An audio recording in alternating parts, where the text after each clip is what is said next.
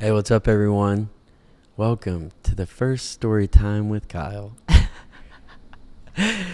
We didn't know what to say or how to intro this first video, but it really is going to be story time.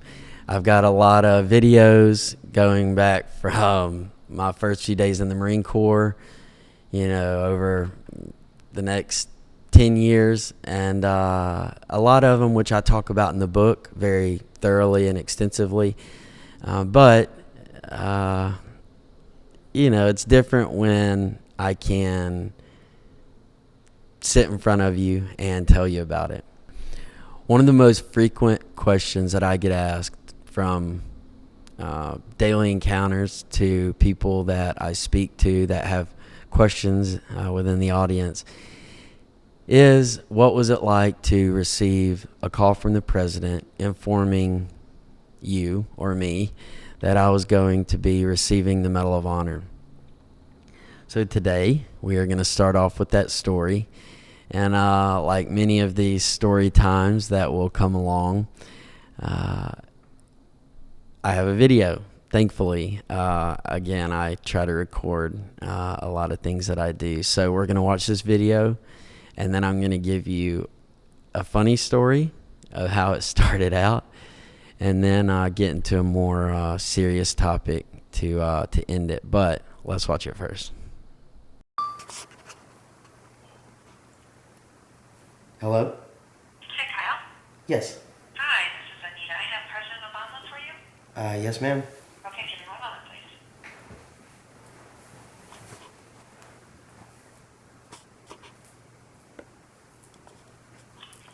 Kyle, Yes, sir. this is Barack Obama. How you doing? Fine, sir. How are you? Well, I'm doing just fine. It's my pleasure to let you know that based on the recommendations of the Secretary of the Navy and Secretary of Defense, I've approved the award of the Medal of Honor for your courageous actions in Afghanistan in support of Operation Enduring Freedom. And I've had the opportunity to read the accounts of your work there and your heroism, and we're very, very proud of you. And we'll have a chance to bring you up here with any family that you want to bring, and friends, and we'll be able to present that medal to you and make sure that we acknowledge not only your courage but also everything that you represent, and all the guys, all your buddies who were there alongside you. Thank you very much, sir. I really appreciate your time on this. Well, listen, it's my pleasure, and when I see what you guys do, it humbles me, and it reminds me of why it is that we're free, and it's something that I probably look forward to just about as much as anything that I do as president. So That means a lot, sir. Well, I appreciate that. So you're studying at South Carolina? Yes, sir. University of South Carolina. And what are you studying? Physical education. Outstanding. Gamecocks have a decent season. Yeah. Now, are you still a Mississippi guy, though? I'm sorry? Who do you root for when you? Are you a South Carolina? Because I know you were born in Mississippi, so I wasn't sure whether you had. Yes, sir. Yes, sir. I was. It's a work in progress, but I'm slowly but surely becoming a diehard Gamecock. There you go. All right. Well, it's a good team to root for. Yes, sir. And school's going okay? School is going great, sir. I appreciate you asking. Good. All right. Well, I look forward to seeing you up here. Somebody from my team will call you up, and we'll make the arrangements, and we'll make sure that we're not scheduling during exam time. That sounds great, sir. Thank you very much. All right. Look forward to seeing you here. Okay, sir. Have a nice day. Bye-bye.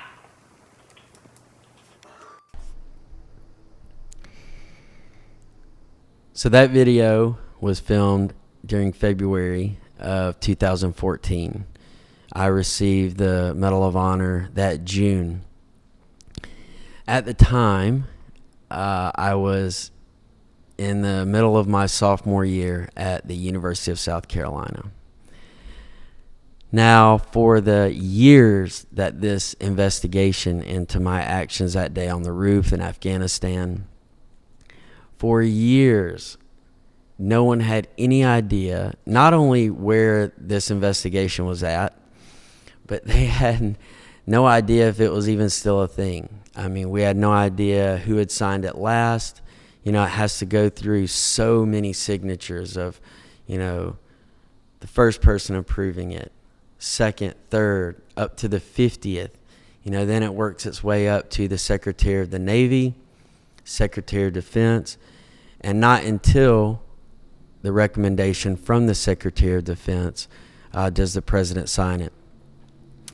And so, with that said, so much uncertainty. I had got out of the hospital roughly a year and a half before.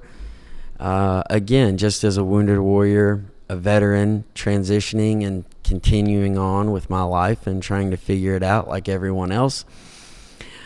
School was my priority at the time. I had promised my parents that I would go back before I even joined. I promised myself that if I survived my time in the Marines, that school, graduating, a diploma would happen one day. Of that, I was certain. So I was so happy and grateful to be where I was, just a college student, relatively normal kid, just going through school and enjoying that time in my life. So with that uncertainty, and school being my priority, I didn't want to withdraw from classes. I was either going to push it until the very last minute, or if the Marine Corps and those assigned to help me prepare for a potential Medal of Honor ceremony, even though we didn't know it was going to happen, I was encouraged to withdraw from school. If I wanted to have good grades, because what was potentially coming down the pipeline, the Medal of Honor, it was, you could say, going to be impossible to be a good student, to prepare for a potential ceremony, and once that ceremony happened, to be able to go back and just, at least in that immediate time frame, focus on class and do as well as I could. So, thankfully, I received word from the forces that may be, the Pentagon, the Marine Corps, maybe coming straight from the White House, who knows, still to this day. But I received word that the following week, I believe it was like Tuesday at 1:36 p.m. or something. I know it was a specific minute. I was told that I'm, casually going to be receiving a call from the President of the United States, from my Commander-in-Chief. So, okay, this is getting a lot more serious, a lot more quickly than things have, clearly been going. I didn't even know if they were still considering me for the Medal of Honor. But anyway, I get word that he's going to call, and so, again, trying to push my semester as far as I could without completely withdrawing, because I don't want to withdraw and lose 15 credit hours, and then they say, oh yeah, well, sorry, like your Medal of Honor investigation stopped 10 months ago. So I was still in class. I left class maybe around 11 noon after I got out of my morning classes. I drove home, which I lived about 30 minutes outside of the city of Columbia. We checked my brothers out of high school, which was just a couple of miles down the road, and obviously they knew something big was happening. I hope I didn't disappoint them too bad, because one of them thought that Dad was getting a new recliner, and the other one thought that we were getting a new dog. But I wanted them there. I wanted to be in my home, in my living room, with my family. Fast and Furious out there.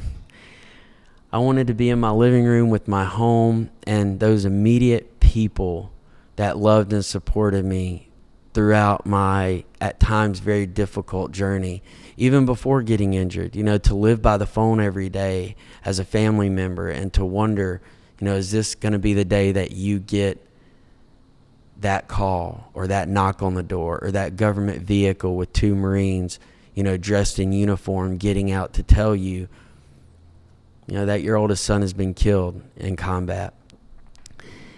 And so I wanted them there. I knew it was going to be a special moment. I couldn't comprehend that the president was about to call me, but that's what was about to happen.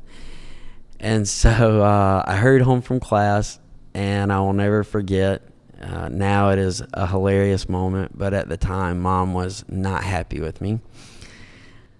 I run in the door, I get in the kitchen, and my first question is, "Hey, does anyone have a phone charger? My phone is on 7%.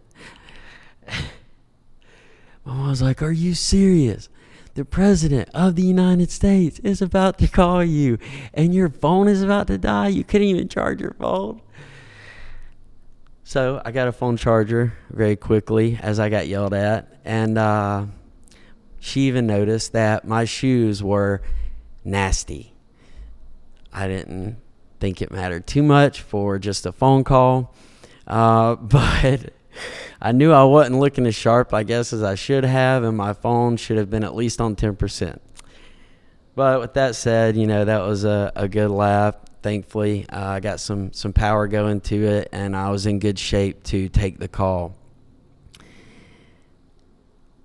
That is the lighthearted and funny side of this story. But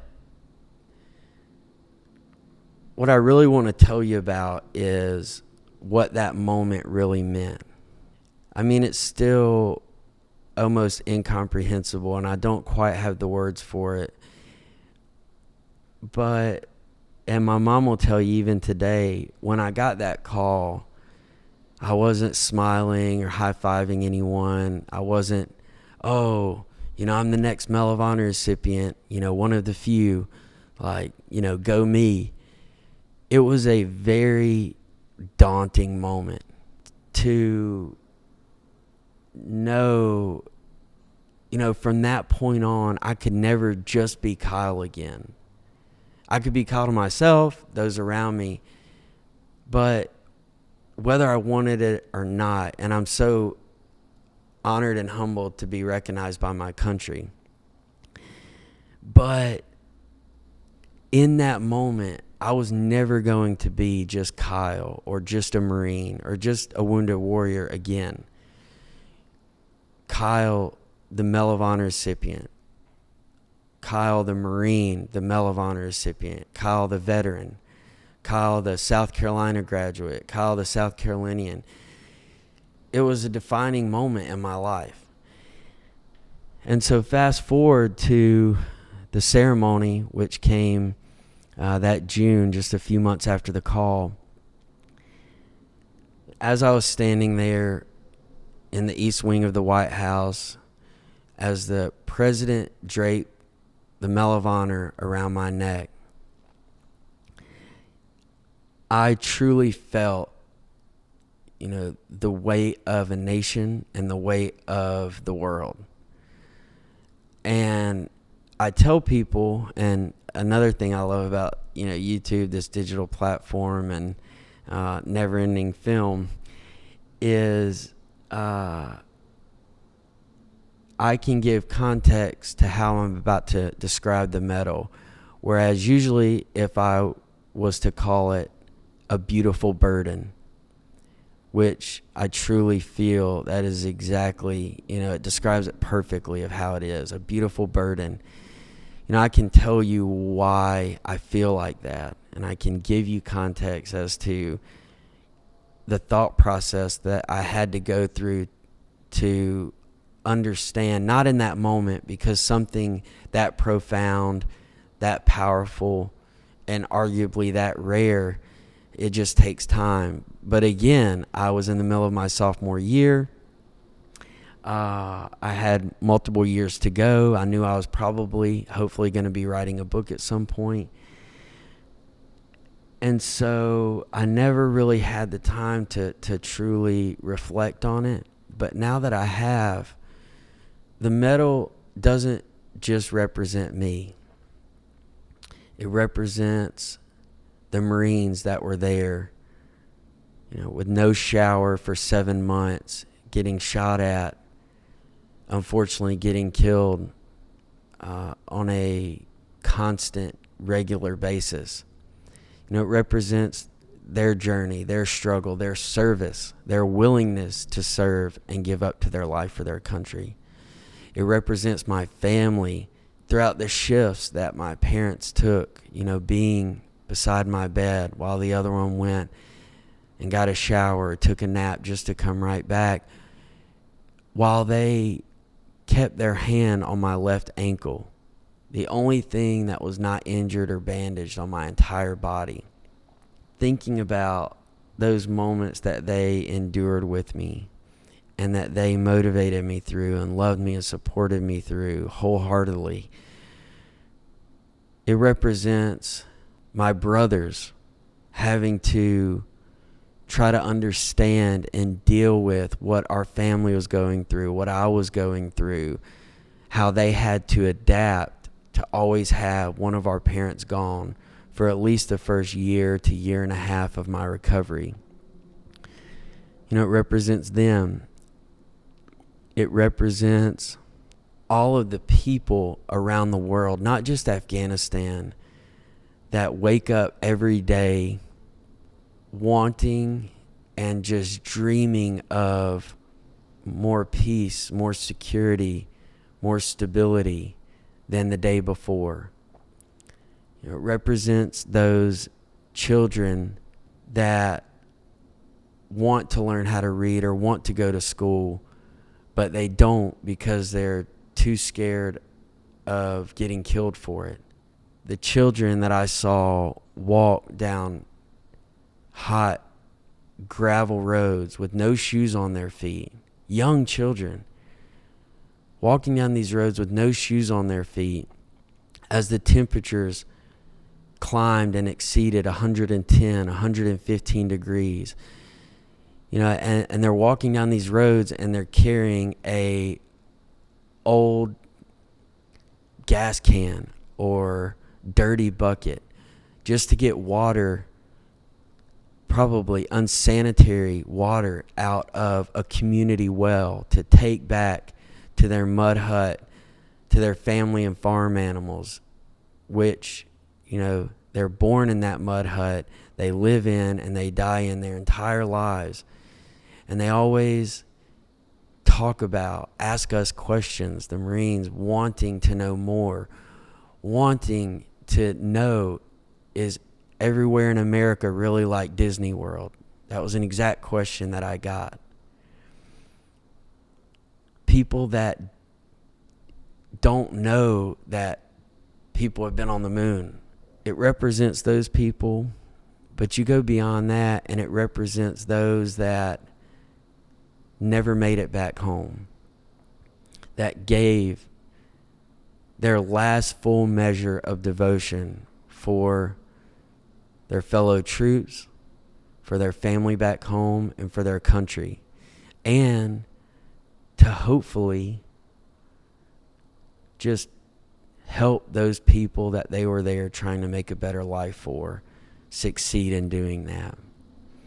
And ultimately, there's those that didn't just not make it home, that gave that last full measure of devotion, but that are still missing in action, that are still guarded to this very day by 2 soldiers at the Tomb of the Unknown Soldier. It's just almost too much to comprehend. It's too heavy. It's too sad sometimes to think what this medal truly represents. But with that said, again, I am just so honored and humbled that I have been recognized by my country. And I just, going back to making content and kind of how we've got to all this, to be grateful for and to always strive to use not just my second chance, but the platform that I have and the beautiful burden, the Medal of Honor that I was honored with, to use all of that to not just help people, but to truly strive to make a difference and to be the best person, Marine, and Medal of Honor recipient that I can. And to also never forget that I can be and that I am a voice for all of those that never made it home.